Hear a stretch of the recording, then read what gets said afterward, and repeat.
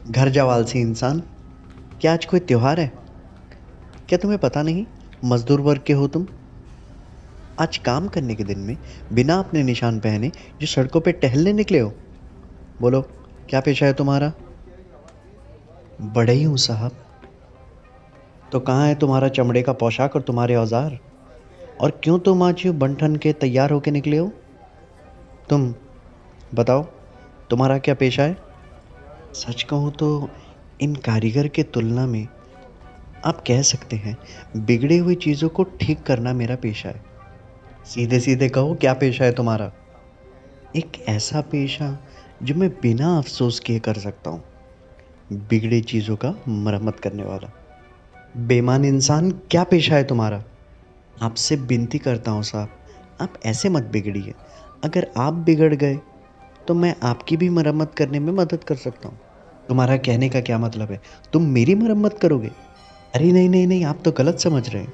मैं तो आपके जूते की मरम्मत का बात कर रहा हूँ। अच्छा, मोची हो तुम, है ना? बिल्कुल ठीक कहा आपने। अपनी रोजी रोटी कमाता हूँ इस छोटे से औजार से।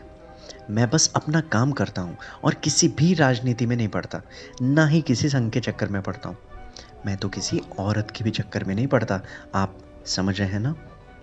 मगर आप ये कह सकते हैं कि रोजी रोटी कमाने के लिए इनको झेलना पड़ता है।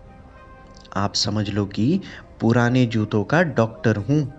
जब भी वो खतरे में रहते, उनका जान बचा के बिल्कुल ठीक कर देता हूँ।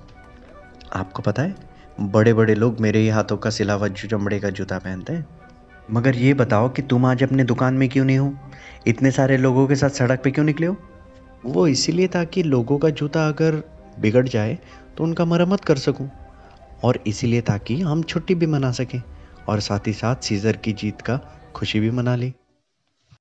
अरे किस बात की खुशी? क्या दौलत जीत के ला रहा है वो अपने साथ? किन लोगों को बंदी बनाकर लाया है वो अपने साथ, जरा बताओ। कोई बर्बर क्रूर इंसान नहीं, बल्कि अपने ही देश के लोगों को बंधक बना के ला रहा है। तुम बेवकूफ़ मूर्ख लोग एक चट्टान के रूप में संवेदनाहीन लोग हो। अरे रोम के पत्थर दिल लोग पॉम्पी को इतना जल्दी भूल गए? न जाने कितने बार तुम लोग दीवार के ऊपर चढ़, खिड़की से झांक कर, और कितनों ने तो गोद में अपने बच्चा लिए दीवार मकान के ऊपर चढ़ जाते थे और दिन भर इंतज़ार करते थे ताकि पॉम्पी का एक झलक पा सको। और तुम जब पॉम्पे को रोम की सड़कों पर देखते थे, भूल गए कैसे तुम सब मिलकर शोर मचाते, चीखते चिल्लाते थे? इतना जोर से चीखते चिल्लाते थे कि तुम्हारी आवाज़ के गूंज से ही टिबर नदी कांप उठ जाती थी और नदी उफान मारने लगती थी। और आज बेशर्मों की तरह ऐसे सच सवर कर निकले हो, और तुमने अपने ही मन से आज के दिन एक छुट्टी मना लिया। इतना ही नहीं, तुम उस सीजर के लिए सड़कों पर फूल बिछा रहे हो जिसने पॉम्पे की संतान को मौत के घाट उतार दिया और जंग जीत कर वापिस आ रहा है। वाह! दफा हो जाओ यहाँ से और अपने घर जाओ और घुटनों के बल गिर के भगवान से प्रार्थना करो कि आने वाली विपदा से वो हमें बचाए। अरे जाओ यहाँ से और अपने इस गलती का प्रायश्चित करने के लिए अपने वर्ग के सारे लोगों को टिबर नदी के किनारे इकट्ठा करो, और तब तक रोते रहना जब तक तुम्हारे पश्चाताप के आंसू से नदी ना भर जाए। देखते हैं हमारे डांट का असर उन पे कब तक रहता है। देखो कैसे गलती महसूस होने पर चुपचाप चले जा रहे हैं। एक काम करो, तुम सदन की ओर जाओ और मैं इस तरफ जाता हूँ। जहाँ कहीं भी सीजर की मूर्ति पे सजावट दिखे, निकाल फेंकना वो सारे सजावटों को। ऐसा करना सही रहेगा। तुम्हें तो पता है ना कि आज लुपर्कल का त्योहार भी है। रोम की स्थापना का दिन है आज। अरे उससे कोई फर्क नहीं पड़ता। सीजर की किसी भी मूर्ति पर किसी भी प्रकार का सजावट दिखना नहीं चाहिए, बस। और सुनो, मैं शहर का एक चक्कर लगा कर आता हूँ। ऐसे बहुत सारे जाहिल बेवकूफ़ लोग सड़क पे घूम रहे हैं, उनको सबको पकड़ पकड़ के एक एक को सबक सिखाता हूँ।